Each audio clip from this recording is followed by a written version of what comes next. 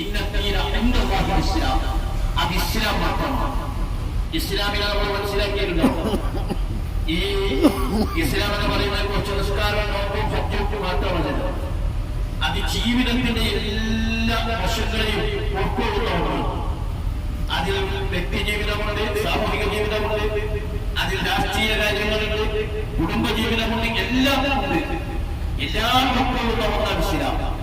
ഒരു മനുഷ്യൻ ലാ ഇലാഹ ഇല്ലല്ലാഹ് എന്ന ആദർശവാക്യം പ്രഖ്യാപിച്ചത് എന്റെ ജീവിതത്തിൽ ഞാൻ എന്ത് ചെയ്യണമെന്ന് ചെയ്യരുത് എന്നോട് ആത്യന്തികമായി കൽപ്പിക്കാനുള്ള പരമാധികാരം എന്നെ പറിച്ച് അള്ളാഹ്ക്ക് ഞാൻ സമർപ്പിക്കുന്നു എന്നാണ്. ഞാൻ ക്ലാസ്സിലത്തെ കാര്യങ്ങളോട് സൂചിപ്പിച്ചിരുന്നു. ലാ ഇലാഹ ഇല്ലല്ലാഹ് എന്ന് പറഞ്ഞാൽ എനിക്കൊരു പുറത്തോട്ടുള്ളതല്ല, എന്നെ പഠിച്ചവൻ ആ ശക്തിയായിരിക്കും എന്റെ ജീവിതത്തിൽ ഞാൻ ഇനി എന്ത് ചെയ്യണമെന്ന് ചെയ്യരുത് എന്നോട് കൽപ്പിക്കാനുള്ള, ആത്യന്തികമായി എന്റെ മേൽ നിയമനിർമ്മാണം നടത്താനുള്ള പരമാധികാരി അല്ലാഹുവല്ലാതെ മറ്റൊരാളുമില്ല എന്നതാണ് ലാ ഇലാഹ ഇല്ലല്ലാഹുവിന്റെ പ്രഖ്യാപനം. ഈ ലാ ഇലാഹ ഇല്ലല്ലാഹു ഉച്ചയിഷ്ടം പ്രഖ്യാപിച്ചവരാണ് നമ്മൾ അങ്ങോട്ട് പറഞ്ഞതാ ലബ്ബൈക അല്ലാഹുമ്മ ലബ്ബൈക, നിന്റെ വിളിക്ക് ഉത്തരം നൽകി ഞങ്ങളിതാ വന്നിരിക്കുന്നു. കൂട്ടം ചേർത്ത് നമ്മൾ പറഞ്ഞു പങ്കുകാരനുമില്ല. ആ വ്യവസ്ഥയിലും ആ ജീവിതത്തിലും ആ ഊഹിയത്തിലും ഒരു ശക്തിയെ ചേർത്തില്ല. പഠിച്ചവനെ നിന്റെ മാത്രം വിളിക്കുത്തരം നൽകി ഒരുപാട് ലക്ഷങ്ങൾ മുടക്കി ഒരുപാട് ദിവസങ്ങൾ സഹിച്ച് നിന്നെ തിരിച്ചറിയാൻ വേണ്ടി വന്നവരാണ്. മഹാനായ ശരീരത്തിലുള്ള നമുക്ക് സൂചിപ്പിച്ചിരുന്നു. ഉമ്മയുടെ വയറ്റിൽ നിന്ന് ഞാൻ പുറത്തേക്ക് വന്നപ്പോൾ എന്റെ ചെവിയിലാരോ മണ്ടിച്ചു. അല്ലാഹു അക്ബർ. ഞാൻ എന്റെ ചെറിയ കണ്ണു തുറന്നോട്ട് ചുറ്റും നോക്കി എവിടെ നിന്നാ. പക്ഷേ മണിക്കൂറുകൾ കഴിഞ്ഞപ്പോൾ പള്ളിമിനാരങ്ങളിൽ നിന്ന് ഞാൻ കേട്ടു അല്ലാഹു അക്ബർ.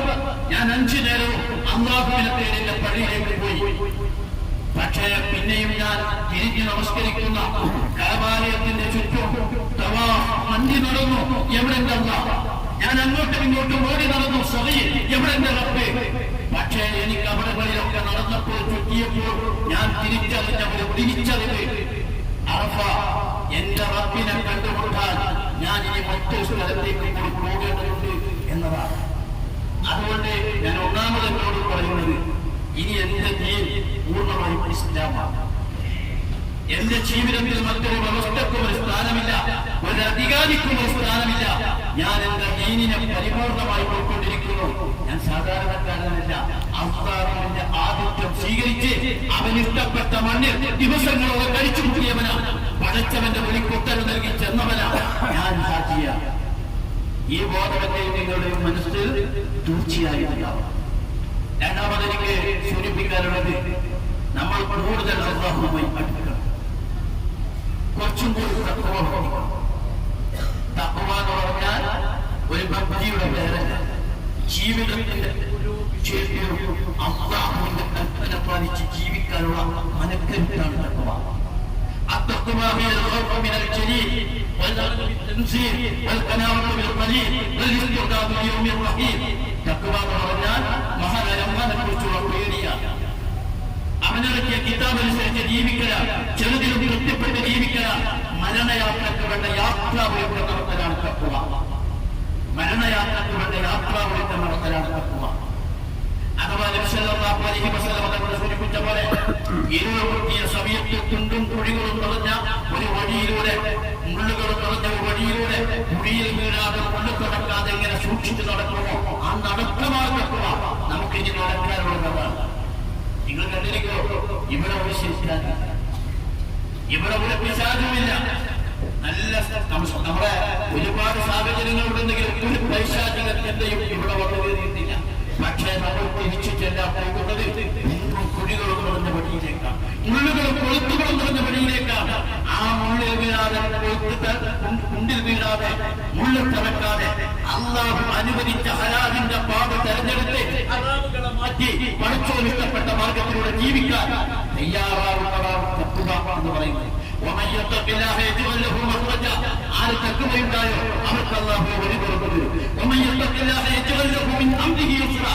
ആര് തഖ്വയുള്ളവരായോ അവരുടെ കാര്യം അല്ലാഹു തആല എളുപ്പമാക്കും. ഇന്നല്ലാഹ മഅൽ മുത്തഖീൻ. അല്ലാഹു തആല മുത്തഖീങ്ങളുടെ കൂടെയാണ്. അതുകൊണ്ട് തഖ്വ എന്ന് പറഞ്ഞാൽ നമ്മുടെ ജീവിത വ്യവഹാരത്തിന്റെ ഓരോ സന്ദർഭത്തിലും പടച്ചോനെ വിളിക്കലാണ്. പടച്ചോന്റെ കൽപ്പന സ്വീകരിക്കുക, അതിന് അല്ലാഹുവിന്റെ ദീനിനെ സ്വീകരിക്കുക. ആ തഖ്വയിലേക്ക് ഒരു സ്റ്റെപ്പ്, ഒരു സ്റ്റെപ്പ് ആ തഖ്വയിലേക്ക് എനിക്കും വിരലില്ല എന്ന് പറഞ്ഞാൽ നമുക്ക് തന്നെ ബോധ്യപ്പെടും. നമ്മളെ മാത്രം ബോധ്യപ്പെടുത്തിയാൽ മതി. നമ്മുടെ നമസ്കാരം ചിട്ടയുള്ളതായിട്ട്, നമ്മുടെ ആരാധനകൾ ചിട്ടയുള്ളതായിട്ട്, ഹജ്ജ് ചെയ്താൽ സ്വർഗം കിട്ടണമെങ്കിൽ ബാക്കിയൊക്കെ ശരിയാണ്. നല്ല ഒരു കലയുമായിട്ടാണ് നമ്മൾ പോണത് ഹജ്ജ്. പക്ഷേ നമ്മുടെ ശരീരം മൊത്ത ശരീരമാകണമെങ്കിൽ ആ തലക്കനുസരിച്ച് വലിപ്പം മണ്ണുള്ള കാലുണ്ടാവണം, വയറുണ്ടാവണം, കയ്യുണ്ടാവണം. അല്ലാതെ ഒരു വലിയ തലയും ഇരിക്കലും പോലത്തെ കാലുമായ ശരിയാവും. പറഞ്ഞു വന്നത് ഹജ്ജൊക്കെ സ്ഥലവും ഒക്കെ ആകണം, സക്കാത്തും ഒക്കെ ആകാം. സക്കാത്ത് മുതലെ പേടിക്കണം. കാരണം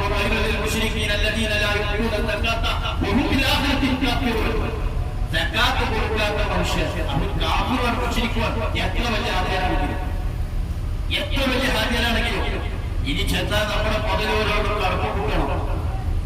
എല്ലാ കണക്കും അള്ളാനോടെ ബോധിപ്പിക്കേണ്ടത്. കണക്കുണ്ടാക്കാൻ പറ്റില്ല. ശരിക്ക് സക്കാത്ത് കൊടുക്കണം. അതുകൊണ്ടാ നമ്മുടെ ഭക്തി എന്ന് പറഞ്ഞ എല്ലാ വശത്തും ഉണ്ടാവും. അതാണ് തഖ്വ. ഏതെങ്കിലും ഒരു വശത്ത് മാത്രം ഞാൻ മോചിക്കുന്ന